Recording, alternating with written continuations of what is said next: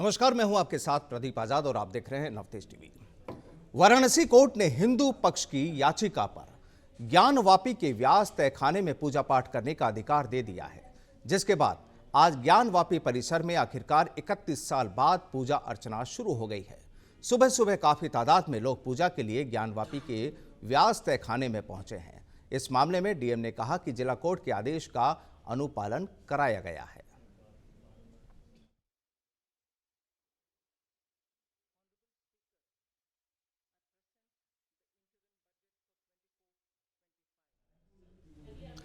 वहीं ज्ञानवापी में पूजा पद्धति की अनुमति मिलने के बाद अपने आराध्य का दर्शन करने के लिए एक नंदी भी नजर आया, जिसका वीडियो सोशल मीडिया पर वायरल हो रहा है। लोग कह रहे हैं कि नंदी महाराज भी महादेव का आशीर्वाद लेने के लिए ज्ञानवापी के तहखाने पहुंचे हैं।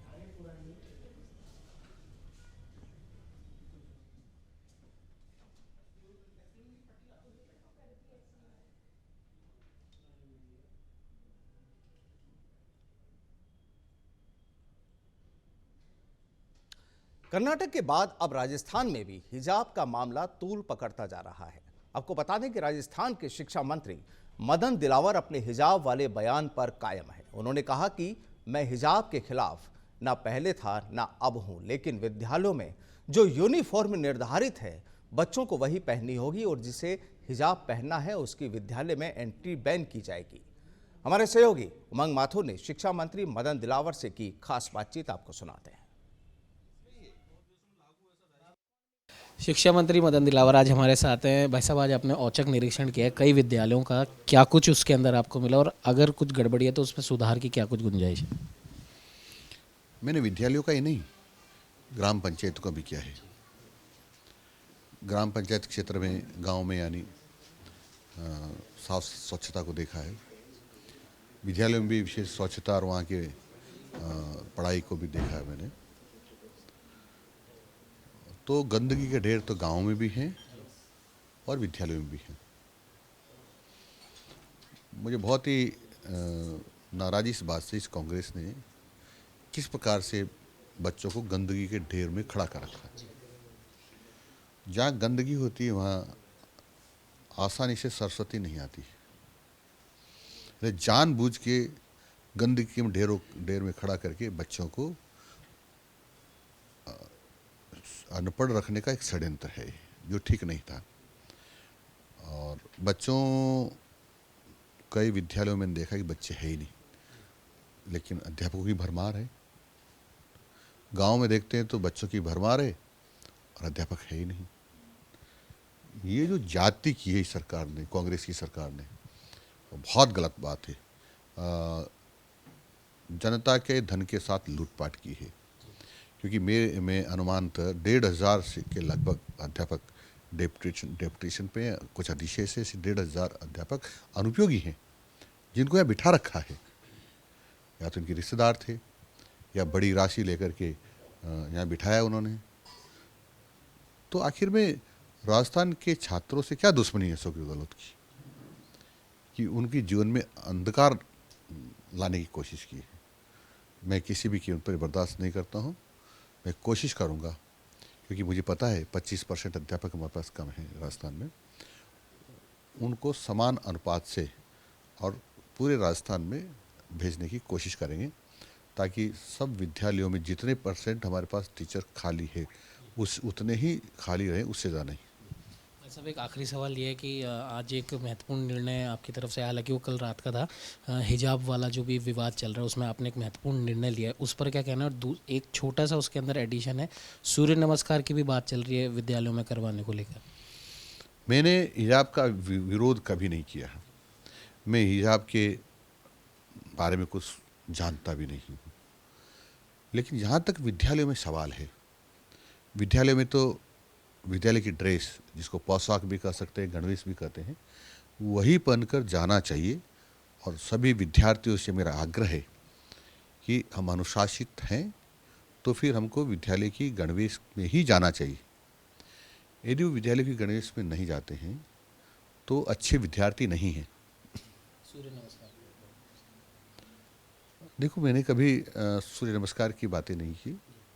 मैंने कहा है कि सूर्य भगवान जो है, हमारे ग्रंथ कहते हैं और महापुरुषों ने भी कहा है कि सूर्य सप्तमी के दिन सूर्य भगवान का जन्म हुआ है, क्योंकि सूर्य भगवान हमको अंधकार से प्रकाश देते हैं और उनके प्रकाश से पूरा विश्व आलोकित रहता है, और ये हमको मानसिक, बौद्धिक, दैहिक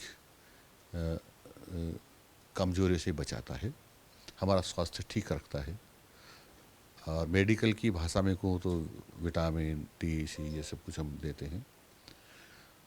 और इन सूर्य भगवान के बिना हमारा जीवन असंभव सा है। तो मैंने तो ये कहा है कि हम सूर्य सप्तमी के दिन सूर्य भगवान की आराधना करेंगे, यानी सूर्य भगवान को प्रणाम करेंगे, यानी सूर्य नमस्कार करेंगे। तो पिछले 5 दिन पहले से ही हमने सभी विद्यालयों में ये निर्देश दिए हैं कि सभी वहाँ के निवासियों का साथ लेकर के, चाहे वो धार्मिक कार्यकर्ता हों, चाहे वो आध्यात्मिक कार्यकर्ता हों, चाहे राजनीतिक कार्यकर्ता हों, सभी प्रकार के जो वहाँ के निवासी उनको साथ लेकर के सूर्य नमस्कार का अभ्यास करें। और 15 तारीख को जो सूर्य सप्तमी है, उस दिन बड़े स्तर पर पूरे राजस्थान में एक साथ बड़ी संख्या में सूर्य नमस्कार होंगे, जो करोड़ों की संख्या में होंगे, और हम वर्ल्ड रिकॉर्ड बनाएंगे, ऐसा हमारा विचार है। हमारे साथ शिक्षा मंत्री मदन दिलावर जी, इनका साफ तौर पर कहना है कि जो भी कमियां ग्रामीण में या फिर शहरी क्षेत्र में विद्यालयों में है, भले ही फिर वो शिक्षकों की कमी हो या बुनियादी चीज़ों की कमी हो, उन तमाम कमियों को जल्द से जल्द दूर किया जाएगा। हिजाब विवाद पर मदन दिलावर जी का साफ तौर पर कहना है कि हिजाब से इन्हें कोई समस्या नहीं है, समस्या ये है कि विद्यालय की जो पोशाक निर्धारित है उस पोशाक के अंदर विद्यार्थी जाए तो बढ़िया है। सूर्य नमस्कार के मामले पर इन्होंने साफ कहा कि सूर्य सप्तमी के दिन सभी लोग सूर्य नमस्कार करें, उससे बौद्धिक और व्यक्तिगत फ़ायदा हर एक विद्यार्थी को होगा। इसी उद्देश्य के साथ सूर्य सप्तमी पर इन्होंने सूर्य नमस्कार करने की तमाम लोगों को हम कह सकते हैं कि प्रेरणा दी है। सहयोगी कैमरामैन कुलदीप के साथ उमंग माथुर, नवतेज टीवी, जयपुर। साहित्य के क्षेत्र के मशहूर जयपुर लिटरेचर फेस्टिवल के 17वें एडिशन का आज विधिवत आगाज हो गया है। आपको बता दें कि फेस्टिवल का उद्घाटन होटल क्लार्क्स आमेर में राजस्थान के डिप्टी सीएम दिया कुमारी ने कैंडल जलाकर किया। लिटरेचर फेस्टिवल की शुरुआत शास्त्रीय संगीत और भजनों के जरिए हुई और उसके बाद फ्रंट लॉन में गीतकार गुलजार की नई किताब बालों पार की अनबॉक्सिंग हुई। इस मौके पर उन्होंने हल्के फुल्के अंदाज में कहा कि आप सभी का शुक्रिया जो आप मुझे अब तक बर्दाश्त कर रहे हैं। पहले ही दिन लिटरेचर प्रेमियों को गुलजार, रघुराम राजन और अजय जडेजा जैसी हस्तियों के सेशन अटेंड करने का मौका मिलेगा। तो वहीं जेएलएफ के प्रोड्यूसर संजय ने कहा कि फैज सिंह की कल्पना के साथ हमने 17 साल पहले जयपुर लिटरेचर फेस्टिवल को डिग्गी पैलेस में शुरू किया और अब यह पूरी दुनिया में पहुंच चुका है।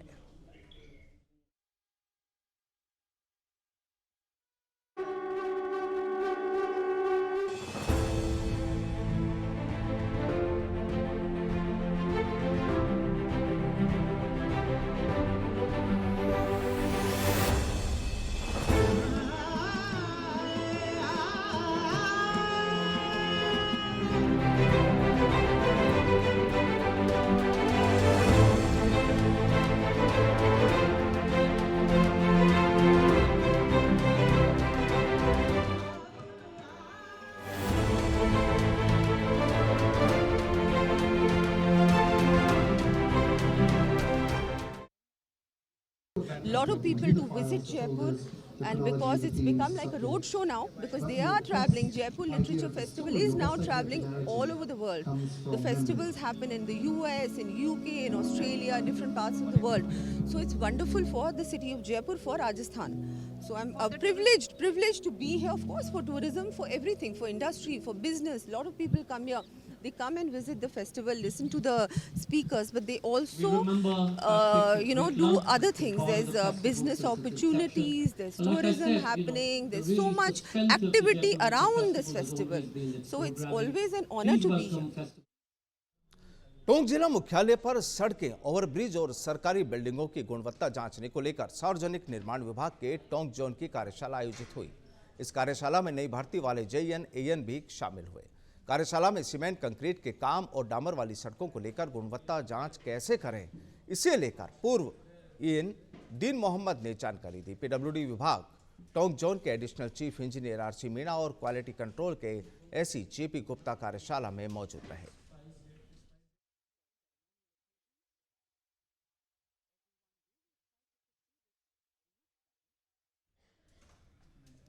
सिरोही के आबू रोड सिटी थाना क्षेत्र में संचालित बुद्धा स्पा पर पुलिस ने कार्रवाई करते हुए स्पा संचालक को गिरफ्तार किया है। आबू रोड सिटी थाना अधिकारी बलभद्र सिंह के मुताबिक बुद्धा स्पा संचालक को शांति भंग के मामले में गिरफ्तार किया गया है। पुलिस द्वारा अग्रिम जांच पड़ताल की जा रही है।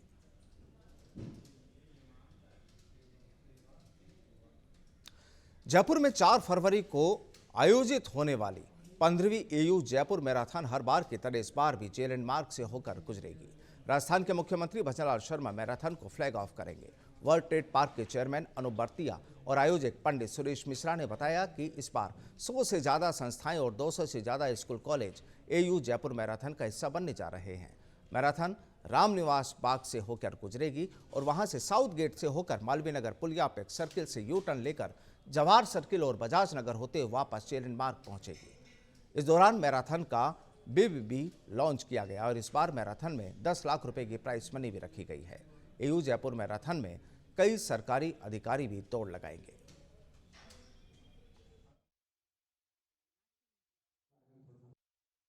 एयू जयपुर मैराथन आगामी 4 फरवरी को आयोजित होने वाली है।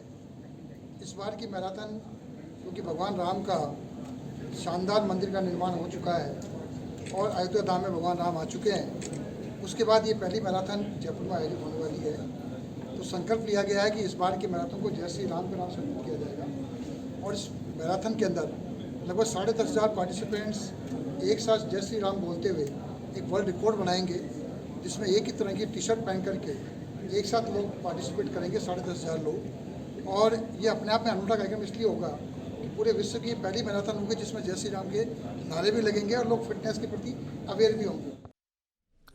रावतभाटा में पंचायत समिति भैंसरोदगढ़ स्थित फार्म हाउस पर मकान तोड़ने और मजदूरों से मारपीट का मामला सामने आया है। बताया जा रहा है कि फार्म हाउस में कुछ एंटी सोशल एलिमेंट्स ने प्रवेश किया और वहां मौजूद मजदूरों से मारपीट कर उन्हें धमकाया गया।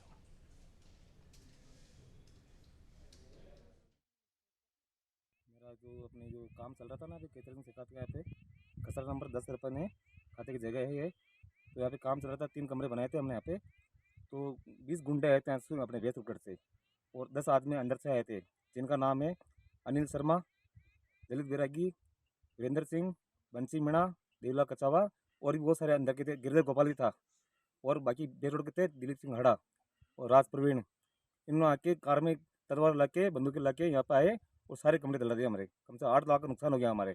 कोई ध्यान नहीं दे रहा है, प्रशासन से मिली भगत से फैक्ट्री चल रही है यहाँ पे। मारो तो ये कृष्ण टुकड़ा भजन पण मारेंगे तेरे को।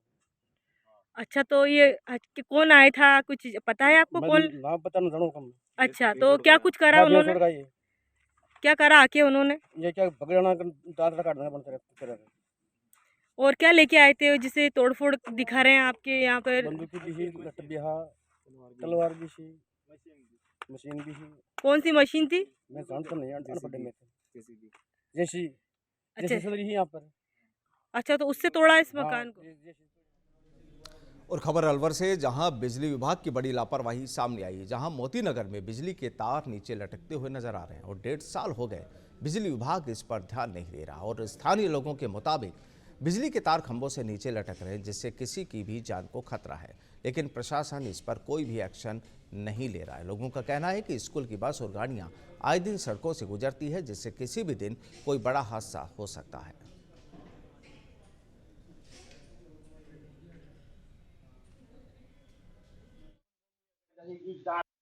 बिजली के तार कितने ढीले हो रहे हैं और यहाँ पे कुछ भी हादसा हो सकता है। कई बार इनको हमारे गुरुजी ने वो भी किया है, पर वो विभाग कोई कार्रवाई नहीं कर रहा है। मैं यहाँ का स्थानीय निवासी सुरेश कुमार। ये वार्ड नंबर 39 है और इसमें मोती नगर सरकारी ITI के पीछे कि ये तार बिजली विभाग को हमने बार बार सूचना करी, लेकिन ये कोई ध्यान नहीं दे रहे। इससे कोई भी बड़ा हादसा हो सकता है। ये तार जो भी छोटी मोटी गाड़ियां जाती हैं, कोई पिकअप। और खबर जैसलमेर से है, जहां पत्रकारों के IFWJ संगठन की जिला इकाई की कार्यकारिणी की बैठक हुई। बैठक प्रदेशाध्यक्ष उपेंद्र सिंह राठौड़ और जिला अध्यक्ष गणपत दैया की अध्यक्षता में आयोजित हुई, जिसमें जिला इकाई की कार्यकारिणी के गठन को लेकर विस्तृत चर्चा की गई। बैठक में संरक्षक सिकंदर शेख ने पत्रकारों के लिए विभिन्न आयोजनों के दौरान पार्किंग स्थलों पर अलग से व्यवस्था करने का अनुरोध भी किया और कार्यक्रम के दौरान पत्रकारों के साथ पुलिसकर्मियों द्वारा जान से मारने वाली या धक्का मुक्की की जो घटनाएं होती हैं उन्हें रोकने की भी मांग की गई।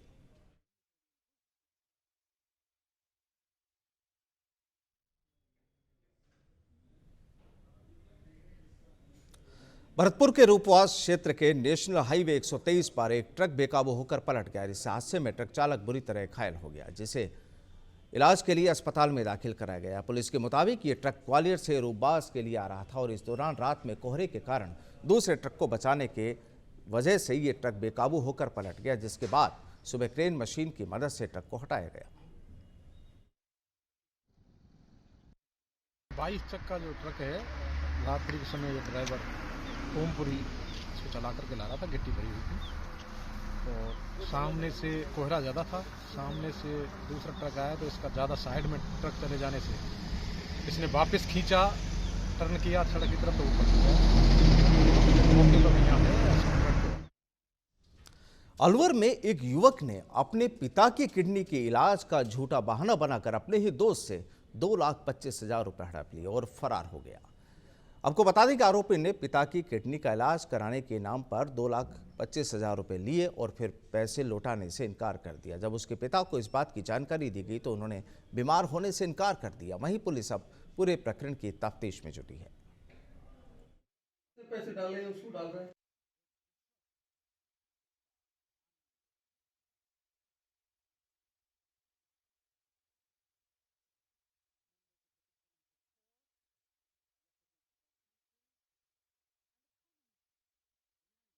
वालों को कुछ नहीं पता था, लेकिन जब मेरे घर वालों को पता चला और जब मैंने उसको बोला कि मुझे मेरे घर वालों को पता चल गया है, मुझे मेरे पैसे दे दे, तो वो टाइम पे उसने मुझसे बोला कि मेरे पास मतलब तुझे पैसे देने के लिए नहीं है, तो तू चाहे केस कराए तो करा दे।